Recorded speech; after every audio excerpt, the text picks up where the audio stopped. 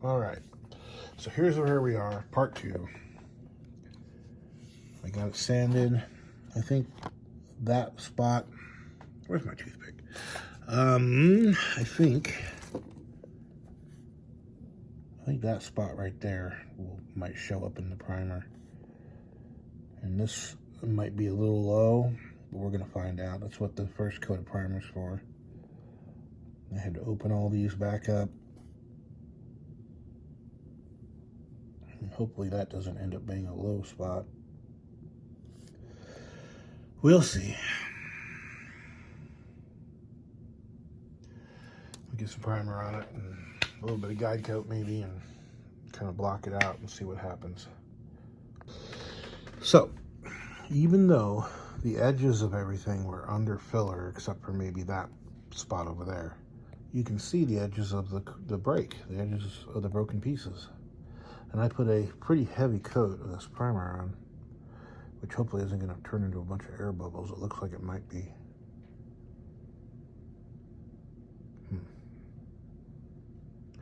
But I'll let it cure up a little bit, and then we'll get a guide coat on it. My hope is that the filler and the glue softened the resin up enough that is going to be a strong fix. Because even sanding that filler down didn't seem to open up any of the cracks, so I hope that'll work. I mean, hell, even if I paint it and just leave that, I can live with it, but I'd rather have that crack gone, or the evidence of the crack gone. But that's it for now. I'm gonna work on other stuff. I'm gonna show you where I'm at here real quick.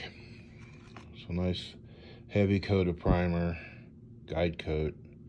I'm starting to cut it down, so I don't see any evidence of the crack anywhere. I keep working on it. I got surgery here in a couple hours, so I'll get done what I can before I have to head out. So here we are. I think it came out pretty good. I don't see anything bad. I do need to sand it with, oh, I got a scratch there. I need to sand it with like some 800 grit or something. This stuff is too coarse. But I'm gonna give it another day or so to let the primer shrink some more, and then we'll hit it with like the 800 grit and get it all nice and smooth. Okay, so I got my gauges on, and can't really see them because this thing's covering it up. So you got the gauges, you got the dial for the radio, and you got the HVAC controls. I thought these were either a decal or a sticker. Turns out they're just printed on this paper. You have to cut them out and glue them on.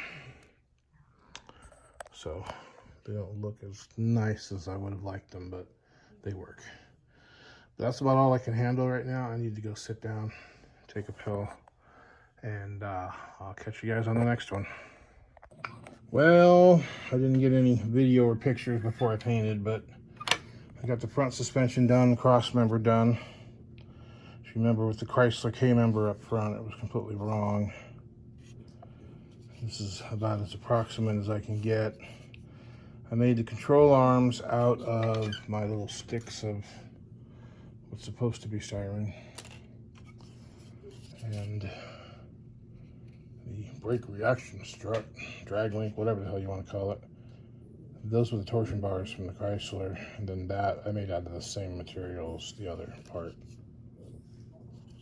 The cross member was made out of the front part of the K member, and then just another piece of styrene I had off of something, and I bent it to work. And there you have it. That's my front suspension.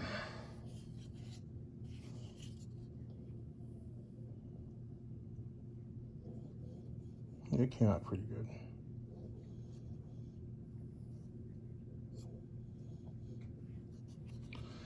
Alrighty, that's about it, I think, for right now. Okay, well, I found my little fine point Sharpie. I'm thinking that the cracks are a little more obvious than I wanted them to be. Some like brown, light brown would have been better, but I don't have anything like that. So there's the cracks, there's the gaps, touched up a couple spots in the chrome there. Yeah. Looks all right.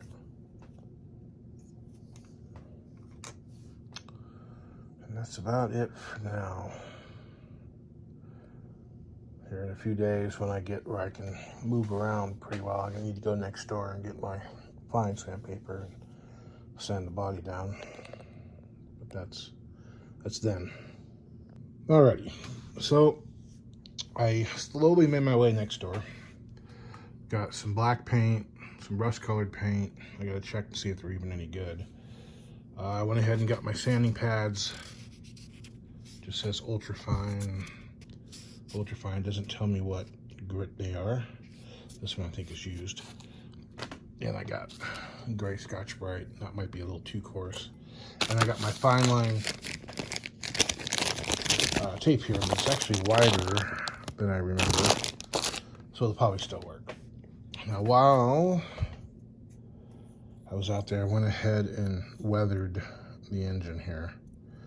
What I'm going to do is take like a piece of cloth and just kind of rub a little bit of this stuff off, but not much. It gives the appearance of age. I changed my mind about the undercoating. The undercoating would be like, I wanted this car to be, you know, a 180,000 mile, wore the hell out ex-cop car. Then yeah, I would have had a bunch of buildup.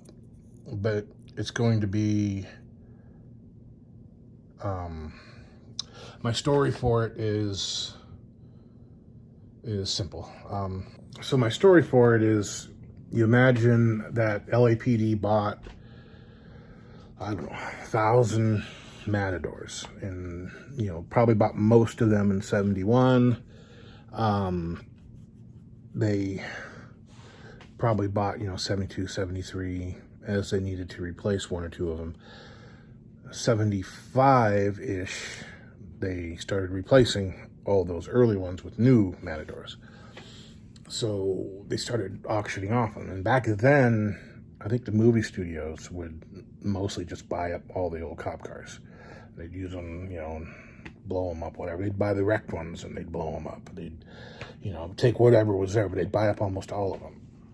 So you imagine that, you know, here's this 71. It's got really low mileage on it. It's in very good condition. So they slap a quick, cheap, crappy paint job on it and then make it into, or, you know, they take all the lights and stuff off of it, slap a quick, cheap paint job on it, and they make it into like an undercover or detective's car or just some kind of a utility vehicle to run around, because why not? You know, it's still a good car. And at some point it gets parked on the back lot, it gets forgotten, it gets kind of buried behind a bunch of stuff, and then they find it, you know, years later and sell it. So that's my plan. It's still going to have like 80,000 miles on it, so it's not going to have a huge buildup of stuff. And so that's why you get the engine the way it is. So you've got this kind of buildup of dirt, little oily stuff. You know, I'll come along on the edges of the pans here and you know, put some of this black so it looks more like a somewhat active leak than just old. The beige paint represents dirt. You know, the gray and the beige represent dirt. And of course, black blends with it. And I got to put the front of the engine back on. But there you have it. That's that. That's about it for detail on that thing. And then this. I wanted to show this to people in the group, the Facebook group. So, anyway, that'll be a future cleanup. Back to work on the Matador. Alrighty. So I got my striping tape down. Now I just have to cover everything up. I'm gonna go out there and shoot the black and give it a day to dry. And then that I'll probably scuff with the pads. Try to get the chrome as smooth as possible.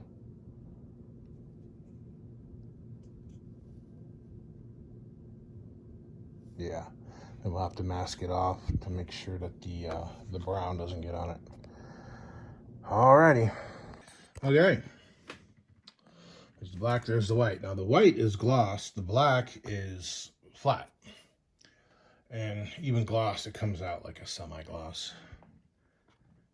But it is so humid out there, I don't think it shows up on camera very well. The paint has frosted, which I think is the moisture getting trapped as the paint evaporates and dries. Moisture gets trapped in it. So I put the final coat on and, came inside the house really quick. But there you go, you can see it there. But it's still frosted over. There is some pretty bad sanding scratches on the trunk lid, which don't really show up right now. And you can see the crack there. I mean, not real well. Hopefully it won't show up in the brown. But the biggest problem I got going right now is that this red striping tape has left a bunch of adhesive behind. That's not good. I don't know why the heck it would do that. The stuff's made to specifically not do that. So I guess once the paint's all cured, I will use some alcohol, try to get that off. Now, if I was going to make this a cop car, I would have spent more time striping it. Like, gotten these edges and curves better. But because, this is going to get scuffed and then covered in brown paint, you're never going to really see it. So why am I doing that? Well, the plan is, so I need to clean off the adhesive first. Then I need to take a piece of, this finer sandpaper, maybe wrap it on the end of a pencil or pen. And right where the LAPD logo is, I just need to kind of grind into the paint. Scratch it up pretty good there, and then where it said to protect and serve back here, I need to do the same thing there. I need to get up on the roof and put 3 little blobs of filler, sand those down almost smooth. I want them to be seen. And I also need to put, 3 numbers on top, which I need to figure out how to do because I'm not real good at that fine painting like that. That's what this black paint was for. So once that's done, I get some rubber cement and I'll go around, around the door handles a little bit, go around the mirror. I'll go around on the bottom here, the rockers, and let it dry and then paint the thing brown. So when I paint it brown, it'll get a much heavier coat at the bottom, but it'll thin as it gets to the top. And I'm just going to put enough brown on it to just barely cover the black and the white. Like, you'll actually see the dark and the light through the brown paint a little. And then when it's all cured, I'm gonna have to let it sit for like a week or 2. Then I need to sand it with some super fine paper and basically just wear through the paint in some spots. And then I'll take a toothpick and I'll pick off the rubber cement. And so that'll look like areas that didn't get sanded well enough and the paint kind of peeled away. Just in little tiny spots. And then the rest of it just looks like the paint has faded. Because the one thing that a lot of people would do back in the day, single stage metallic paint jobs, the last coat, second or third coat, they would over reduce it. So they would thin it out a lot. And that would make all the little, metallic particles fall down and leave the binder up top. And with it thinned like that, you can see the metallic particles better. So it gave you the appearance of having a clear coat, and the paint jobs would come out beautiful. But after about a year, they would start chalking up and falling apart because by doing that, you wash out all the binders, everything that holds the paint together. And all that's left is the metallic. And it just makes the paint look really rough, really dull, really faded. Now with the humidity the way it is, that would be perfect when I spray the brown. But I don't know if it'll hold up, and I don't know how consistent it will be. I painted the hood for that little D50 truck, and not only did it frost, it also reacted, because I guess I didn't think it was painted. I thought it was bare plastic, but apparently it did have a black paint job on it, which doesn't matter that much because, that truck doesn't look that good anyway. Honestly, I painted it, again, I was 16,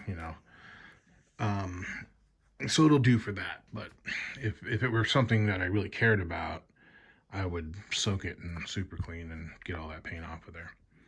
Anyway, I'm gonna let this sit and cure up while I try to get these paint jars open. And after it cures up, I'm probably gonna want to tape off the chrome, but I don't think I want to use that tape. I don't want to leave behind stuff. You think the black would be a better base for the chrome. Everybody says you want to use black primer or black base when you put the chrome on it because it makes it look more chrome. Anyway, so now I'm going to, again, let this sit, deal with that, and we'll get back on it. Okay, here we are. Got the spot in the door where it's ground. I've got the 3 blobs up top, and I don't have anything to paint the characters with, and I don't want to wait, you know, a week or 2 or whatever to get, so I just went ahead and sanded where they would have been. I did a little touch-up sanding here with the fine stuff. I got that adhesive off the doors, and I got it masked. The way it is right now with this black, the bumpers are very smooth, so we're gonna paint them silver. I don't want to put any other paint on them. So I'm gonna go out and spray it. Here we go. Well, there it is, out of paint. So when I started spraying this stuff, it didn't come out real smooth. Like, the paint particulates were really large. It looked more like the car got painted with a spatter paint. I don't know why.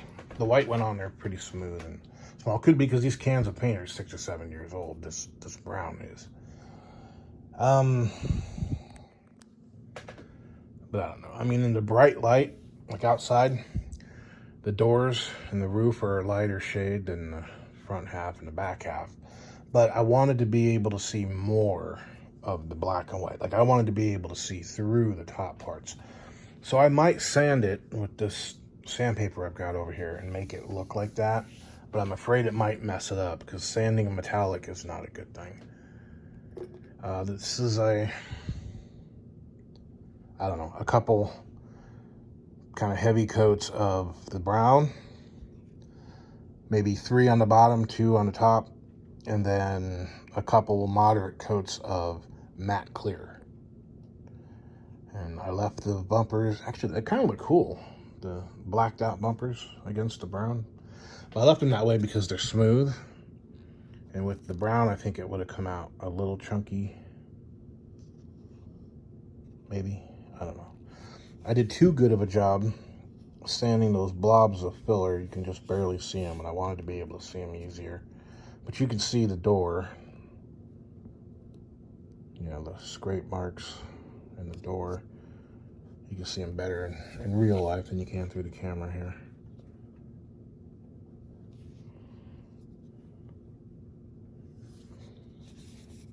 All in all, I'm pretty happy. You can see that, where it broke. That, you know, this paint must have swelled that filler back out. And so I think it needs to spend a couple days curing. One thing I don't like about the resin is you can't put it in the sun to dry. Because it's UV cured, it'll just keep it curing and make it more and more brittle, is what I've read. And we already know how brittle this wing is, thanks to that break. But I'm gonna let the stuff harden up a little bit before I really start manipulating it. And then I will get on the chrome, start painting that.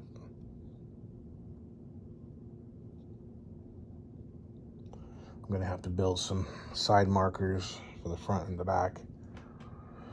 That ought to be pretty easy.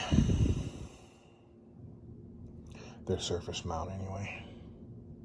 And I forgot to do the rubber cement thing, so I'm just gonna kind of pick at it and see if the brown will peel off or if it's gonna take the black with it. But anyway, I'm gonna put this down before I screw it all up. So that's done. I got the interior. I was working on it.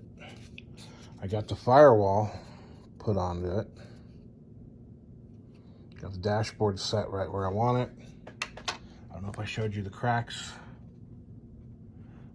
Those I drew in with a Sharpie. Got the engine set where it's supposed to be. I don't know if I can get the belts on, but I don't really care that much. You can't really see them that well from the bottom. Got the core support in, not that it's important. It might end up getting trimmed off on the edges. It's just, you know, whatever. I did put this in to kind of boost up the seats because it was sitting down really low. And now it sits a little low in the front, but it needs to have some clearance for the windows. So you can see the weathering of the engine there. I might still dab on some undercoating, I don't know yet. And then I did spray underneath this because a lot of it's visible. I may go hit it with a little bit of brown on the bottom of the firewall. And I need to find a windshield for it. I think I got something I can use for the back window, but if I order the glass for the Monaco, I should be able to use all of it. And I still need to get into my black paint. So I'm gonna work on that right now. All right, so we're still waiting for the chrome paint to come in. But maybe you guys can notice something I did tonight.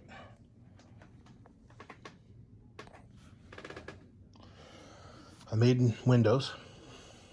They're put away. But I didn't have any paint thinner, or I don't have any weak paint thinner. I have really heavy duty like lacquer thinner or paint reducer that would just destroy this thing. So there's an old quart of barbecue lighter fluid. So I put it on a cotton ball, put it on a Q-tip, and I took all that chrome off that looked like crap, or at least 92% of it.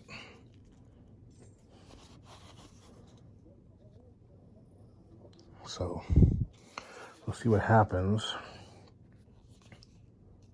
when I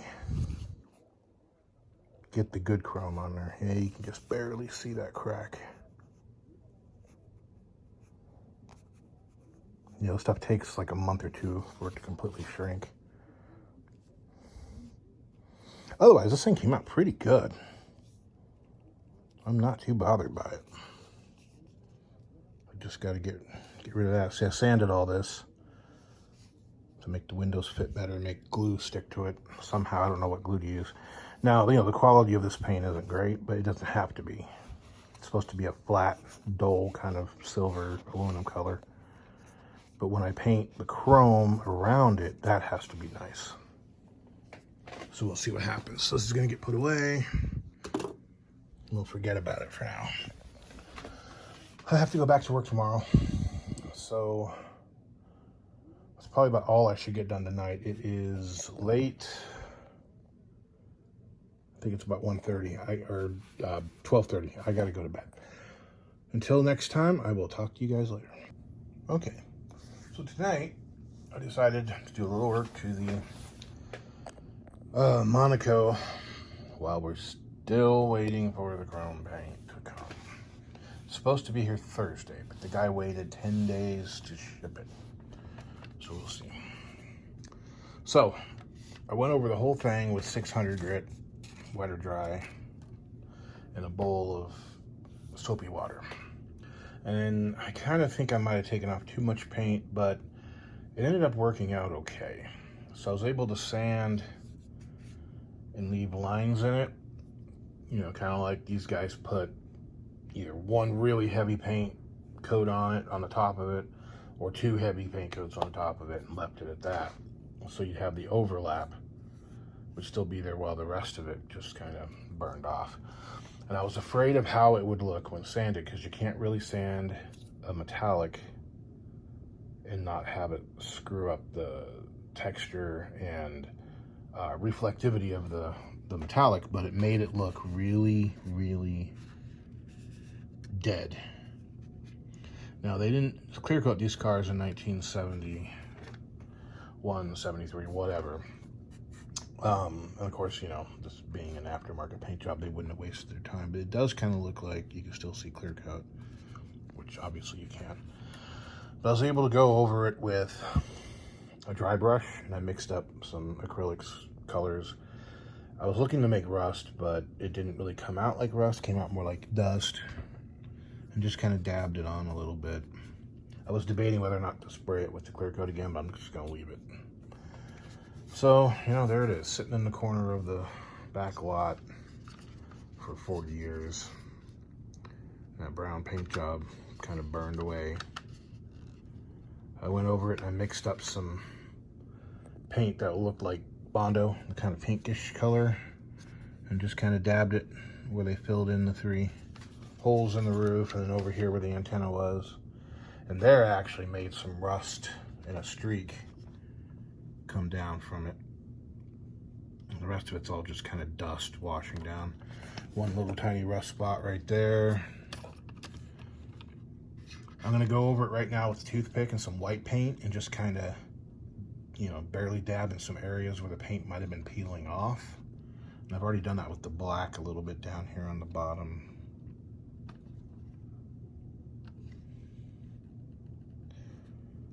But I think it came out pretty damn good. I was really scared. Like when I was sanding the hood, I could feel, you know, every time I'd sand it, I could feel the flex. And really, really scared back here. I was afraid I was gonna crack this back out, but it doesn't look like it cracked it again anywhere, so we're doing all right.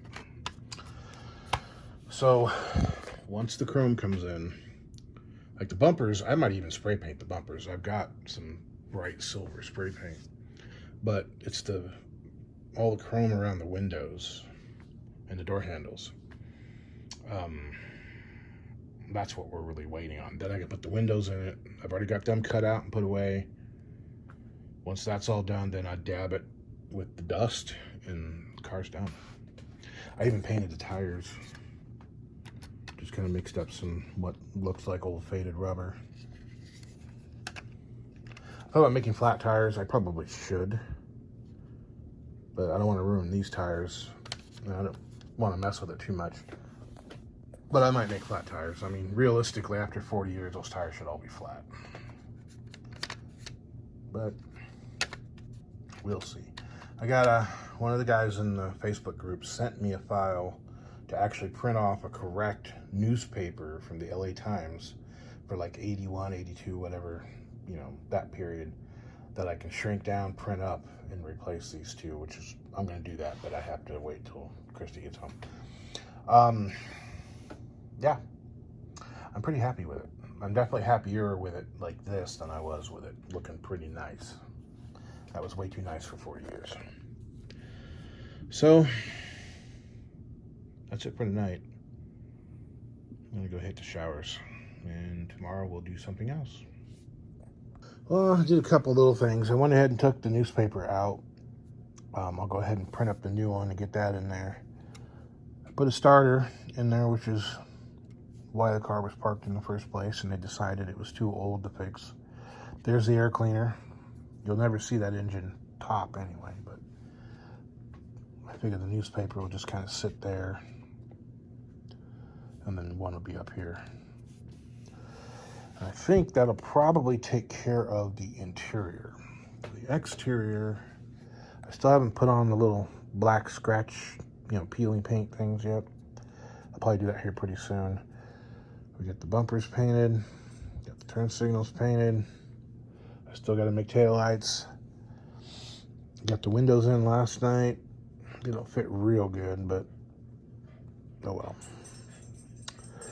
I found a spotlight and all my stuff, so that got put on.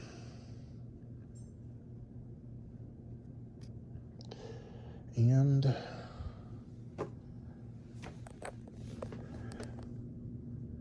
these tires came out pretty good.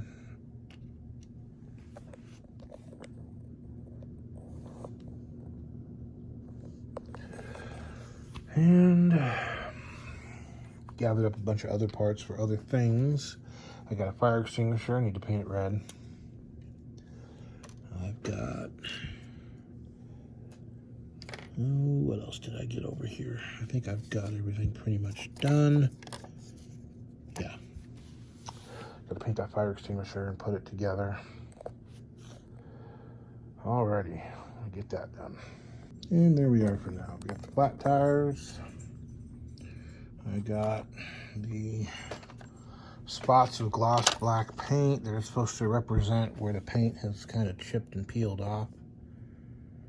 Just in various places. Same thing with the white paint.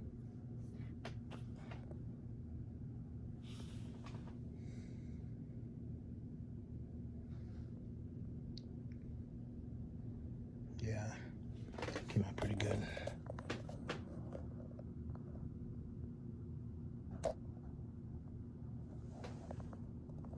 Okay, that's it for tonight. All I got left is taillights and newspaper. Once those two things are done, I can glue the chassis interior bucket in there and call it done. Before it was sticking up real high in the back, but it was because the newspapers were interfering. Yeah, see, it sits down all the way. I was afraid the cigarette packs might be interfering with the windshield, but no, they're not.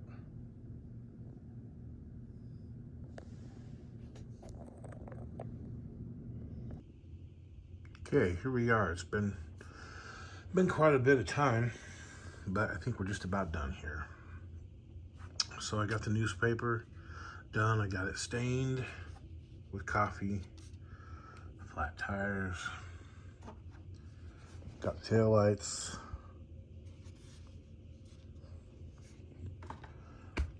and it's just about to glue it together. So, like I said before, there's a story to this car. Most of my models have stories that they fit this book I wrote when I was a kid. So basically, like I said before, this car was retired. You know, they're pulling it out of the line to sell it. It had really low miles on it, so they slapped this crappy brown paint job on it and kept it around as like a detective's car, you know, an extra car, an unmarked car. And around 1980, 81, the starter went out on it. They decided it's too old, it's too dated. We're gonna auction it off, pushed it into a corner out of the way, and forgot about it. I think one day I'll build a diorama of how it was sitting, but that's, you know, down the line. So while it was sitting back there, one of the mechanics knew about it, and he used to sneak off there, smoke a cigarette, drink his Coke, read his newspaper. And the bastard used to throw his butts in the back seat. So, you know, once I glue this thing together, you won't even hardly be able to see any of that stuff. The last thing left to do before I can call this kit finished is go down one of the dirt roads, get, you know, probably use one of my old pill bottles, get a bunch of dust, put it in a fine paintbrush, or Christy's got some makeup thing, and just daub the dust all over the car and make it look like it's been sitting. That's it. That's the last thing to do. And we'll call it done. But like I said, I'll probably build a diorama for it at some point. But I'm gonna go ahead and put the two together, and that'll be it. So from the modifications, you know, to the rear axle, converting it to a 4-link instead of a leaf spring. All the work to convert this front suspension over to the AMC and get away from the Chrysler with the torsion bars. The weathering.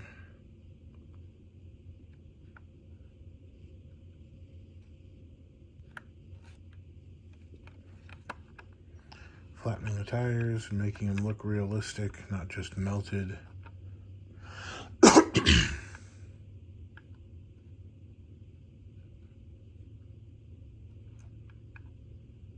Little bits of peeling paint, as well as all the worn paint, the Bondo, plugging the holes,